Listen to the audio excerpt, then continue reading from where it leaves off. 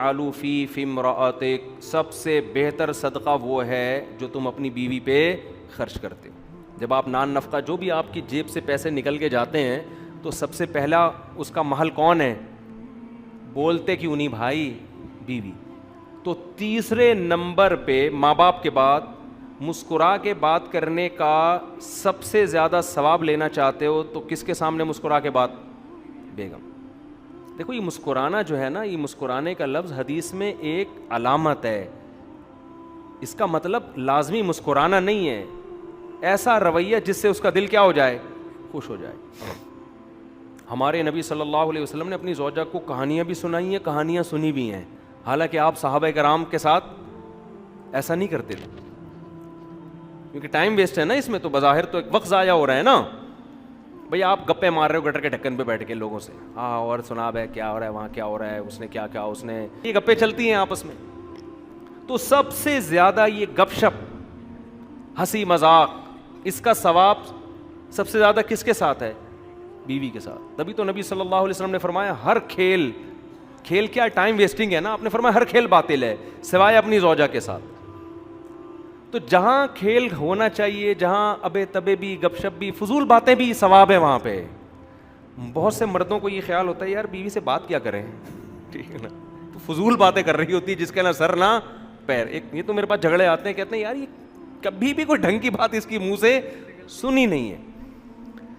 تو یہ خوب سمجھ لیں کہ میاں بیوی کے درمیان اگر کام کی باتیں شروع ہو جائیں نا، تو یہ تو آفس میں بھی ہوتی ہیں یار. آفس میں کوئی آپ کا ملازم آئے، یہ دفتر ہے، تیرے ماموں کا گھر تھوڑی ہے، یہی کہو گے نا اس کو. کیا خیال ہے بھائی؟ اس سے کام کی بات ہوگی، ٹو دا پوائنٹ بات ہوگی.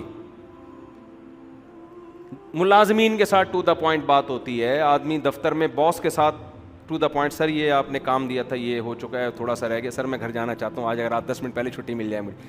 ٹو دا پوائنٹ بات ہوگی. جہاں دل بہلانا ہوتا ہے وہ دوست ہوتے ہیں، ان میں آدمی ٹو دا پوائنٹ باتیں، اس میں ہنسی مذاق گپ شپ.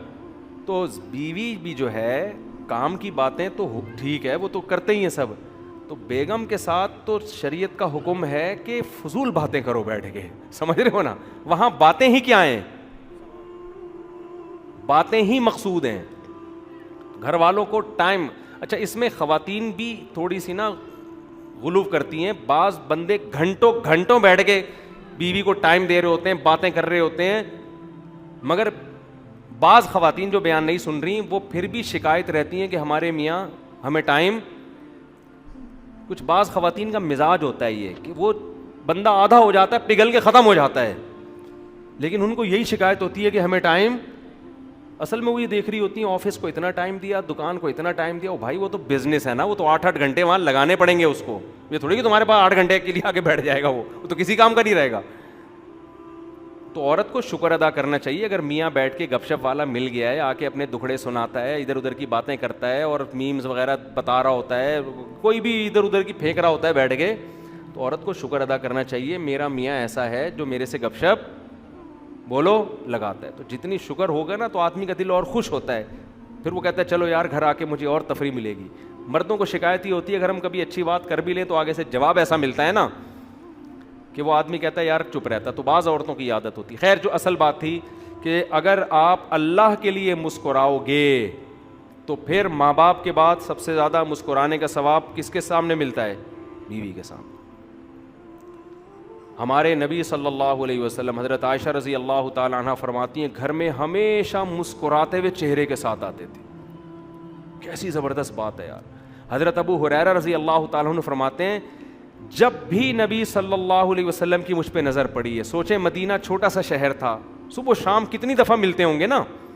فرماتے ہیں نبی صلی اللہ علیہ وسلم کی جب بھی مجھ پہ نظر پڑی ہے کبھی ایسا نہیں ہوا کہ آپ نے مجھے دیکھا اور مسکرائے نہ ہو. آپ ہمیشہ حضرت ابو ہریرہ کو دیکھ کر آپ صلی اللہ علیہ وسلم مسکرائے. کیسے پیارے اخلاق. تو اس لیے اللہ کے لیے مسکرانا بھی کیا ہے؟ بولو ثواب. تو اس کے بعد بھائی بہن ہیں، ان کا رشتہ قریبی ہوتا ہے. سالہ آ گیا کبھی مسکرا اس کو دیکھ کے دل نہیں چاہ رہا آپ کا. اچھا جتنا دل نہیں چاہے گا نا اتنا مسکرانے میں ثواب زیادہ ہوگا. تو آپ کے سالے آ گئے، آپ کا بالکل بھی دل نہیں چاہ رہا، ساس آ کے بیٹھ گئیں، جا ہی نہیں رہی ہیں، ٹھیک ہے نا، آپ کا بالکل بھی دل نہیں کر رہا. اب یہاں آپ جتنے دانت دکھائیں گے ہر دانت پہ آپ کو نیکی ملے گی. تو کہاں سے کہاں بات چلی گئی. تو میں اصل بات یہ کر رہا تھا کہ قرآن کہہ رہا ہے یومئذ تعرضون, جس دن تم اللہ کے سامنے پیش کیے جاؤ گے, فا منکم خافیہ, کوئی چیز چھپی ہوئی نہیں ہوگی. اتنی اتنی نیکیاں بھی میزان ملا کے اللہ تعالیٰ رکھے گا. ذرا ذرا سی برائی, مسکراہٹ کا الٹ کیا ہوتا ہے, پیشانی پہ لکیریں لانا, یہ مسکراہٹ کی کیا ہے, اگینسٹ.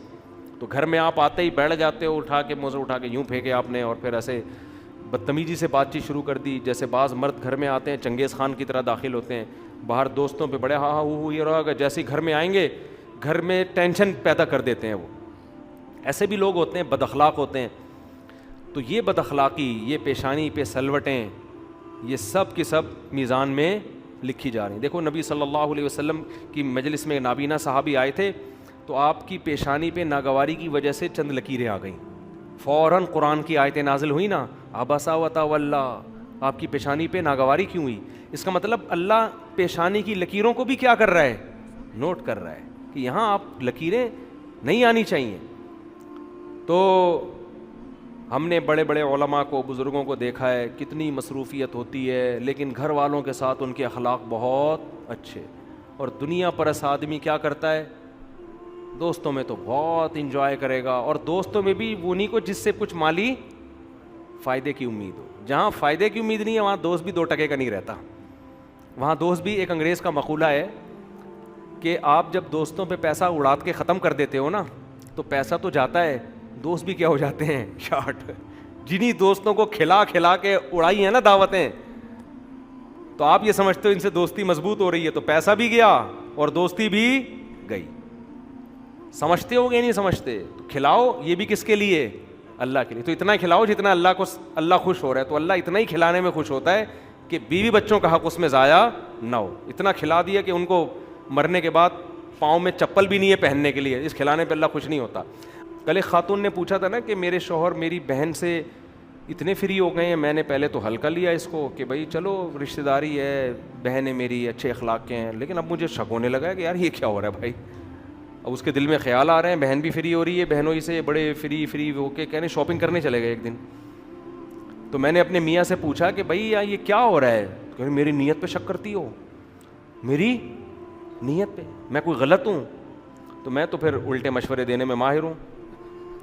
میں نے اس خاتون سے کہا, آپ اپنے شوہر سے کہیں ہاں آپ غلط ہیں, یہ ٹوپی ڈرامے کسی اور کے سامنے کرنا. آپ غلط ہو یا نہیں ہو, جب بیوی کو تکلیف ہو رہی ہے, اس کے دل میں وسوسے آ رہے ہیں, تو چھوڑ دو نا اس عمل کو. کیوں اس سے فری ہو رہے ہو بھائی آپ؟ یہی کام آپ کی بیوی شروع کر دے. اب میں اس کی بیوی کو یہ مشورہ تو نہیں دوں گا کہ آپ کے شوہر کا دوست آئے, آپ کو چلو شاپنگ پہ چلتے ہیں ہم دونوں اکٹھے. بہت خوشی ہوئی آپ سے مل کے. اور پھر وہ انگریز یہی لبرل پنے کی انتہا کو پہنچ گیا یہی کر کے. شروع میں وہ دوستوں کی بیویوں سے ملتے تھے, نائس ٹو میٹ یو, کہ nice to meet you too کر کے, بڑے مل رہے ہیں آپس میں, گلے ملنا شروع کر دیے انہوں نے کہا ہماری نیت ٹھیک ہے, گلے مل رہے ہیں, کوئی مسئلہ نہیں ہے. پھر ہوتے ہوتے بچے بھی پیدا ہونا شروع ہو گئے کہ ہماری نیت میں کوئی فرق نہیں. بچے پیدا ہو رہے ہیں تو بچے تو نسل بڑھانی ہے, تو چلو اس طریقے سے بڑھ جائیں گے. ہوتا کیا ہے, یہاں تک ہو گیا کہ ابھی ایک شادی مجھے علم میں آئی, وہ گھر والوں نے بتایا کہ یہ دیکھیں کہ یہ عجیب سی شادی ہے. ان کو پتہ ہی نہیں تھا بیچاروں کو, ایسا بھی ہوتا ہے یورپ. 16 سال کا بچہ ہے انگریز کا, اپنے ابا اماں کی شادی کی دعوت دے رہا ہے لوگوں کو, میرے ڈیڈی کی میری مما سے شادی ہونے والی ہے. سمجھ رہے ہیں؟ میں نے کہا کہ اس پہ خوش ہونا چاہیے کہ اس کے ڈیڈی کی اس کی مما سے شادی ہو رہی ہے. بہت غیرت مند ہے انگریزوں میں, یہ غیرت کے اعلیٰ معیار پر ہے کہ اس کے ڈیڈی کی شادی اس کی مما سے ہو رہی ہے. یہ تو جنت میں جائے گا ان کے حساب سے. غیرت مند ہے بھائی. آپ کے ڈیڈی کس سے شادی کر رہے ہیں؟ آپ کی امی سے, ورنہ آپ کے ڈیڈی کی شادی کسی اور کی مما سے ہوگی. یار یہ کلچر ہو چکا ہے. تو یہ تو بہت نیک آدمی ہے جس کی کہ اس بچے کے ابا کی شادی بال اتفاق کس سے ہو رہی ہے؟ اس کی امی سے ہو رہی ہے. اس میں فائدے ہیں نا, کرسیاں لگائیں گے ابا اما کی شادی میں. تو اس لیے براڈ مائنڈڈ بننے کی ایک لمٹ ہے. تو آپ کے گھر میں سالی آ گئی, ٹھیک ہے, اگر اس نے سلام کیا آپ سلام کا جواب دے دیں. اول تو اس پہ پردہ لازم ہے, مرد پہ پردہ لازم نہیں ہوتا. اس نے سلام کر لیا, وعلیکم السلام. بہت زیادہ ہو گیا, آپ خیریت سے, اپنی بیگم کی موجودگی میں پوچھ لیں, آپ خیریت سے ہیں؟ الحمدللہ ٹھیک ہے, اپنا خیال رکھیے گا بس. بھابھی سے بھی اتنا فری ہو سکتے ہو آپ. اب ایک صاحب مجھے کہنے لگے مصعب اب بھابھیوں کے بارے میں, ہم اب بھابھی بعض دفعہ ساتھ بیٹھی ہوئی ہوتی ہیں, بیان کر رہے ہوتے ہیں, آپ اس طرح کی باتیں کر دیتے ہیں کہ بھابھی سے بھی ریزرو رہیں, آپ فری نہ ہو, تو ہمیں عجیب سا محسوس ہوتا ہے. بعض لوگ یہ کہہ رہے ہوتے ہیں نا کہ جوائنٹ فیملی میں بیٹھ کے بیان سن رہے ہوتے ہیں نا بعض لوگ, تو بھائی بھابھی سے بھی آپ ٹھیک ہے, گھر میں جوائنٹ فیملی ہے, خیریت پوچھ لی, انہوں نے آپ سے چائے کا پوچھ لیا, کافی ہے, سامنے بیٹھ کے فری ہونے کی ضرورت نہیں.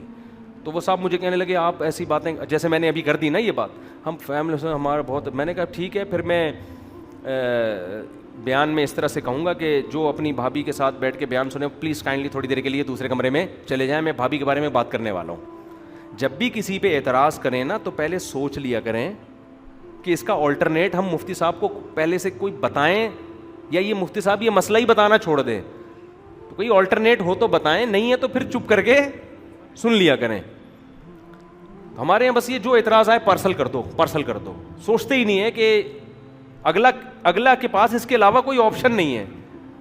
تو میں یہ کر رہا تھا جہاں مسکرانا افضل ہے تو اب آپ کیا کرو گے اللہ کے لیے.